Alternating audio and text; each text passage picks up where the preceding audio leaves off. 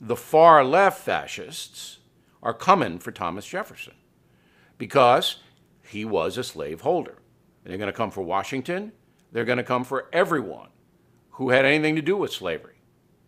Now, there was a defacement at the Lincoln Memorial. Lincoln had no slaves, and Lincoln was very, very sympathetic to freeing the slaves, all right?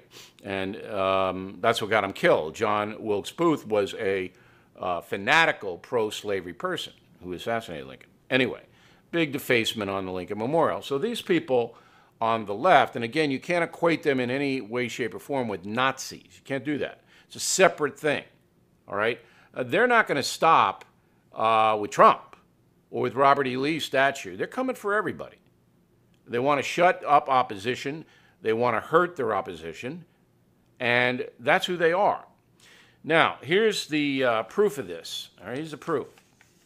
There are a number of things on the internet. I don't usually bother with the internet sewer sites because they're vile and disgusting, and I don't want to live my life reading this stuff, but I did have a researcher look. There's a number of things from the far left, okay?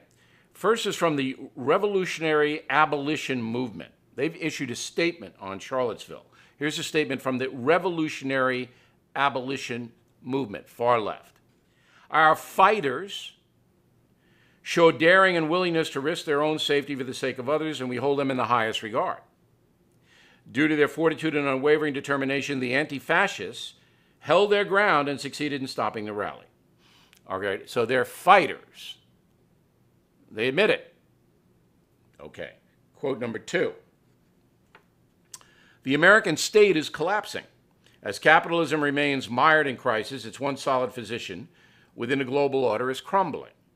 With ever-widening cracks in the state's foundation, those who reap the benefits of white supremacist society and American imperialism are grasping at any chance to maintain their position in the hierarchy it legitimates.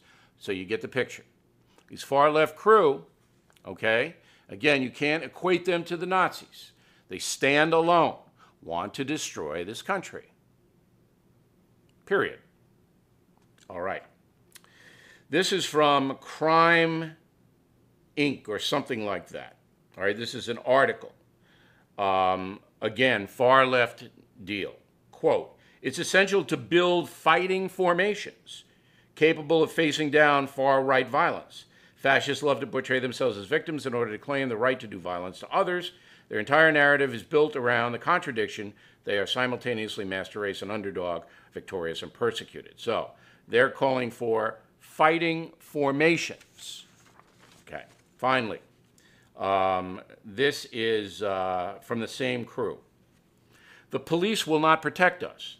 They murder over 1,000 people every year in this country. This is what this crew is saying. And infiltrate and attack our demonstrations when we stand up against alt-right terror. We have to organize to defend ourselves. That's a violent call. All of this is violence. All of it. Now, the reason I read it to you, and again, these are fringe, far left, sewer, lowest level, but so is the National Front, the Storm Front, and all these Nazi people. It's the same crew, just different sides, okay? But the reason I read you those quotes today is that you'll never hear them on any American news site, ever. Okay. Now, the propaganda to eliminate, and that's the word, eliminate Donald Trump, has reached a fever pitch. And the people who want Trump destroyed, okay, are using Saul Alinsky's radical playbook. So now the thing is, not only is Trump a white supremacist racist, but anyone who voted for Trump or supports Trump is as well. The chief vile far-left propagandist in this country now is Michael Moore. CNN, of course, had him on last night. Roll the tape. I'm certain that the 63 million people that voted for him actually, vast majority of them, loved that press conference. Well, Not all Trump supporters Not are all. racist. I said the vast majority. But they take offense to people calling them racist because they supported him. Yeah, but what are so you? then how do you? The question is that how do you deal with that? If you hold down the woman while the rapist is raping her, and you didn't rape her, are you a rapist? I mean, let's just really let's cut the BS and start speaking honestly. So there you go. Moore is saying what the strategy is on the far left. Anyone voting or supporting Donald Trump is a racist. Now that's marginalizing their opposition, demonizing, and trying to convince everyone that Trump is evil, and so are his supporters. All right, let's bring in one of those supporters. Monica Crowley is a columnist. She wrote a nice column in the New York Post on Saturday about Nikki Haley and foreign affairs, and an old colleague of mine. So am I making any mistakes, first of all, Monica? Hi, Bill. Thank you for having me. No, I think your analysis is spot on.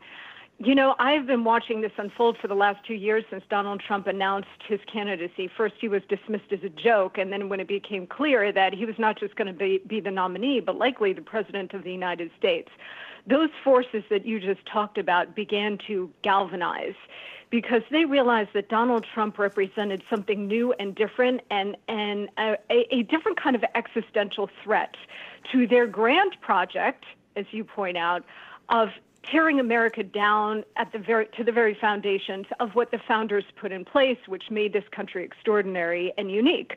So, for example, when you were talking and Donald Trump's been talking about going after George Washington and Abraham Lincoln eventually, but Thomas Jefferson, the founders, if they were evil slaveholders, then the country they built is also then by extension evil and must be destroyed. Right. And because Donald Trump is now the president who represents a different kind of threat to this grand project, he in turn must be destroyed. Okay, but I don't believe that the forces of tradition, some conservatives, some independents, but the forces of tradition who do believe the country is noble, understand what's going on. And I'll point to the Bush statement today by the two presidents.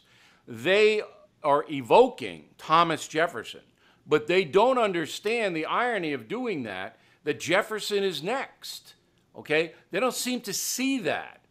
Or maybe they do and don't care, but that just jumped right out at me. You know, Bill, you and I over many years have talked about this on your programs, which is that the left is at war with this country, and they have been for decades. They are at war with the Constitution. They are at war with free market capitalism. They are at war with traditional values, the traditional social and moral order, and they seek to tear it all down. And that's what we're seeing play out here. It has an added dimension because of Trump and the loathing of Trump and everything that he represents. And as you point out, every single person who voted for him must also then be discredited if they are going to save their grand project here. Trump stands in the way. Somebody like the Bushes didn't, because I agree with you. I don't think to this day they understand the war that we were in, the war that George W. was in, the war that George H.W. was in, Richard Nixon, Ronald Reagan. That they don't quite understand the magnitude of the left's war with our very foundations. But the left is growing more powerful. Trump understands it to some level, and he's trying to fight back, Bill. Well, Trump